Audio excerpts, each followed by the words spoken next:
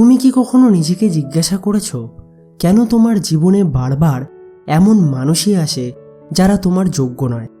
কেন তোমার চয়েস সবসময় তোমাকে শেষ পর্যন্ত কষ্ট দেয়? প্রথমত, এটা বুঝতে হবে যে আমাদের ব্রেন সুখের চেয়ে ফ্যামিলিয়ারিটি বেশি খোঁজে। তোমার সাবকনশিয়াস মাইন্ড ভাবে নতুন কোনো ভালো মানুষের চেয়ে পুরনো অভ্যস্ত দুঃখ অনেক বেশি নিরাপদ।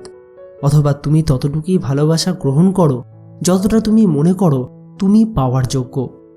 যদি তুমি নিজেকে ভেতর থেকে মূল্য না দাও, তবে তুমি সেই মানুষের দিকেই আকৃষ্ট হবে যে তোমাকে অবহেলা করে।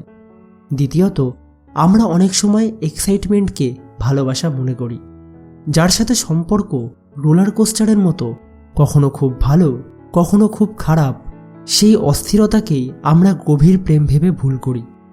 তুমি হয়তো মুখে বলছো তুমি সিরিয়াস রিলেশনশিপ চাও, কিন্তু খেয়াল করে দেখো তুমি কি বারবার তাদেরকেই বেছে নিচ্ছ না যারা আসলে কমিটমেন্ট দিতে ভয় পায়? এখন প্রশ্ন হচ্ছে, এই বিষাক্ত চক্র থেকে বের হওয়ার উপায় কি? নাম্বার 1, মানুষটি কেমন হতে পারত তা না ভেবে সে বর্তমানে তোমার সাথে কেমন ব্যবহার করছে সেটাকেই বেশি গুরুত্ব দাও। নাম্বার 2, না বলতে শেখো। যে আচরণ তোমার আত্মসম্মানে লাগে তাকে কখনোই প্রশ্রয় দিও না। প্রশ্রয় দিলে সমস্যার সমাধান হয় না, বরং বাড়ে। এবং শেষে নাম্বার 3, ঝোঁকের মাথায় সম্পর্কে জড়াবে না। সময় নাও, মানুষটাকে চেনো। মনে রেখো, ভুল মানুষকে বারবার বেছে নেওয়া এই অর্থ মোটেই তুমি খারাপ মানুষ নও, বরং তোমার ভিতরে এমন কিছু ক্ষত আছে যা এখনো শুকায়নি।